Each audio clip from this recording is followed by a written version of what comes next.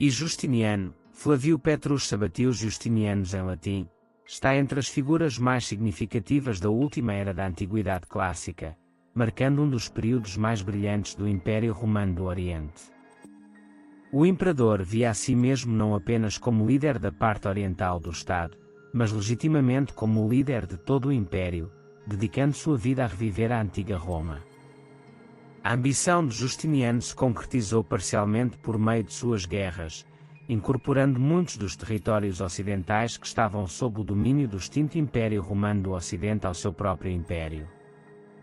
No ano de 532, Justiniano assegurou as fronteiras imperiais contra os sassânidas no leste. Um de seus objetivos era lançar um ataque ao reino vândalo no norte da África e recuperar os territórios que estavam sob domínio romano. Para alcançar isso, começou a recrutar numerosos mercenários e a preparar um exército de campanha, nomeando o renomado general Belisário como seu comandante.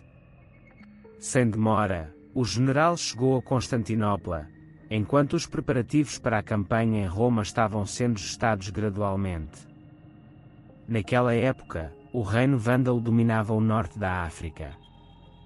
Os vândalos, liderados por Genserico, emigraram para a África no ano de 429. Genserico derrotou rapidamente as forças romanas ocidentais na região, capturando províncias do norte da África e a crucial cidade de Cartago. O líder vândalo integrou-se às populações locais, estabelecendo um novo reino e expandindo com sucesso sua influência nas ilhas do Mediterrâneo com uma frota que criou. Como resultado, a conexão entre Roma e África foi completamente cortada. Os vândalos representaram um desafio para os impérios romano do Oriente e do Ocidente por muitos anos. No ano de 455, saquearam até mesmo a cidade de Roma, demonstrando sua força. Além disso, os vândalos, que aderiam fervorosamente à seita ariana que negava a divindade de Jesus, ocasionalmente submetiam a pressões e perseguições religiosas a população cristã, que acreditava na fé estabelecida pelo Concílio de Calcedonia, levando alguns a fugir para as fronteiras do Império Romano do Oriente. Essa fuga se tornaria uma causa buscada por Justiniano. Enquanto preparava seu exército com a esperança de assumir o controle das províncias do norte da África, o imperador também tentava fomentar problemas na região. Com estímulo e até apoio direto do imperador, uma rebelião eclodiu na província de Tripolitânia nas margens do reino vândalo na primavera do ano 533. O Império Romano do Oriente havia conseguido incitar uma revolta significativa enviando suas tropas da província de Cirenaica para a área. Insatisfeitos com isso, os romanos do Oriente também instigaram a população da ilha da Sardenha a se revoltar contra o domínio em Cartago. Para lidar com essas revoltas e sufocá-las, o novo rei vândalo, Gelimer, enviou uma parte significativa da frota e do exército vândalos a essas províncias, colocando seu irmão Tzazon no comando. Isso não apenas desviou a atenção do rei vândalo, que estava ocupado com as revoltas, dos preparativos de guerra romanos, mas também enfraqueceu significativamente as capacidades defensivas do reino vândalo contra o exército e a frota bizantinos. O exército e a armada preparados pelo Império Romano do Oriente para invadir o reino vândalo partiram de Constantinopla no final de junho de 533. Cruzando os Dardanelos, navegaram ao longo das costas da Península Grega e do sul da Itália, chegando primeiro à Sicília. Partindo do porto de Siracusa, a frota começou a desembarcar na costa norte da África perto de Caput Vada no início de setembro, perto de Cartago. Este desembarque pegou o rei vândalo Gelimer de surpresa. Após o desembarque do exército do Império Romano do Oriente, marcharam em direção a Cartago pela costa. O objetivo era reivindicar a cidade sonhada de Cartago. Ao longo da estrada costeira ao sul de Cartago, em um local chamado AD-11, havia um marco de distância que indicava que a cidade estava a 10 milhas ou 16 quilómetros de distância. Gelimer, liderando um exército bizantino de 15.000 homens, já estava ciente da direção e formação do avanço do general Belisário. Ele decidiu posicionar seu exército vândalo de 11.000 homens em posições defensivas logo após este marco de distância.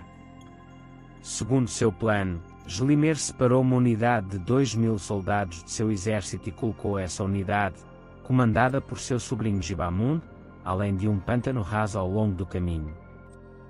Essa unidade separada recebeu ordens para se mover até a borda de um dos flancos do exército romano em avanço, que se movia em formação fechada ao longo da estrada estreita, e assim tentar cercar o exército bizantino por esse flanco. Gelimer estabeleceu outra unidade e a atribuiu a seu filho Amatas. Segundo o plano de Gelimer, seu principal exército vândalo de 7.000 homens seguiria o progresso da tentativa de cerco de Gibamund ao flanco esquerdo bizantino, se colocaria atrás deles e impediria os romanos de se retirarem. Essa foi uma tática clássica de emboscada germânica e, quando executada corretamente, tinha uma alta probabilidade de sucesso. À medida que o exército de Belisário avançava em direção à cidade, Gibamund, com sua unidade, começou a atravessar o pântano raso para avançar em direção ao flanco do exército romano. No entanto, ele se deparou com uma unidade de cavalaria composta por mercenários romanos e uns prontos para qualquer ataque. Os romanos haviam enviado sua vanguarda montada em estado de alerta para qualquer situação. Essa vanguarda interrompeu o avanço de Gibamund, contra-atacou e aniquilou a unidade vândala. Enquanto isso, Gibamund, o comandante desta unidade, foi morto. Assim, devido ao fracasso completo de Gibamund, o plano de cerco de Gelimer desmoronou. Outra unidade da vanguarda sob o comando de um romano chamado Ioannes, que havia entrado no vale antes dos vândalos, atacou a unidade vândala que avançava em formação fechada pela estrada em direção a Cartago. O confronto não durou muito, e Amatas, supostamente segurando o vale, também falhou. Nesse ataque, Amatas, o comandante da unidade vândala e filho do rei, foi morto. A parte principal do exército romano, avançando em direção à cidade pela estrada principal, encontrou o principal exército vândalo comandado por Gelimer. Este exército vândalo tinha um número significativamente menor, mas Gelimer, com sua infantaria, soube como se posicionar na colina dominante no vale, dando-lhe uma vantagem geográfica. A infantaria vândala parou e repeliu com sucesso a carga principal da cavalaria mercenária inimiga. A infantaria com lanças sempre havia sido eficaz contra unidades montadas, e hoje não foi exceção, já que a cavalaria não conseguiu superar os lanceiros no topo da colina. As unidades de infantaria romana Foedrati, também conhecidas como soldados provinciais, lançaram imediatamente um ataque contra os vândalos. No conflito resultante, o exército vândalo provou ser superior e, no final da batalha, os romanos perderam aproximadamente 3.000 homens, quase um quinto de seu exército. O aparentemente mais fraco exército vândalo principal liderado por Gelimer parecia estar prestes a ganhar esse confronto. No entanto, quando esse exército vândalo principal, sob o comando de Gelimer, chegou ao local onde a unidade de Amatas havia sido derrotada e aniquilada, Gelimer sofreu um golpe em sua moral ao saber da morte de seu filho Amatas. De acordo com o historiador Procopio, o rei estava tão consumido pela dor que se absteve de dar ordens ao seu exército para um contra-ataque que poderia ter destruído a principal força romana, que havia avançado pela estrada em direção a Cartago depois de derrotar Amatas e Gibamund anteriormente. O rei Gelimer, enquanto tentava enterrar o corpo de seu filho no campo de batalha, perdeu uma quantidade significativa de tempo. Aproveitando esse intervalo de tempo, o general bizantino Belisário reagrupou e concentrou seu exército principal ao sul de AD-11 e lançou um contra-ataque. Despreparados para isso, os vândalos começaram a se retirar. A retirada vândala foi caótica, e o exército vândalo começou a fugir do campo de batalha de maneira desordenada. O vencedor da batalha foi o exército romano do Oriente. Depois de esta grande derrota, os vândalos não ofereceram resistência para evitar que seus rivais ingressaram na sua capital, Cartago. El rei Gelimer, com só uma pequena força vândala, tuvo que abandonar Cartago sin oponer resistência y rendir la ciudad a los romanos. Luego se retiró hacia Bula Regia. Mientras un general romano asumía el trono del rey vándalo, la guerra aún no había terminado. En este momento, el hermano del rey, Zazón, regresó con su ejército de Cerdena a Túnez.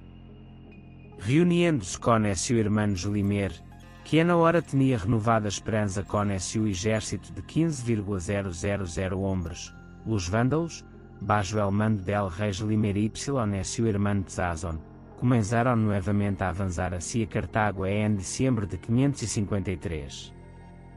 Ao receber a notícia, Belisario se moveu com uma força de 8,000 hombres para defender a cidade. El ejército romano y el ejército del reino vándalo se enfrentaram en la Batalha de Tricamarum, ubicada a 50 km al oeste de Cartago. En la terceira ronda de seus ataques, la cavalaria romana matou a Zazón, el hermano del rei y comandante vándalo conjunto. Perdendo a moral, el rei Jolimer huyó del campo de batalha y buscou refúgio en uma fortaleza montanosa distante y apartada. Aqui, foi rodeado por las fuerzas romanas. En la primavera de 534, el rei vándalo Jolimer se rindió a seus inimigos. Belisario regressou a Constantinopla com os tesouros capturados del reino vándalo y el rei vándalo Jolimer prisioneiro. Se organizou grande triunfo ao estilo da antiga Roma en seu honor. La porción de África del Norte que había estado bajo el dominio del reino vándalo, una antigua provincia del Imperio Romano, se incorporou ao Imperio Romano de Oriente, y así, el reino vándalo foi desmantelado y dejó de existir.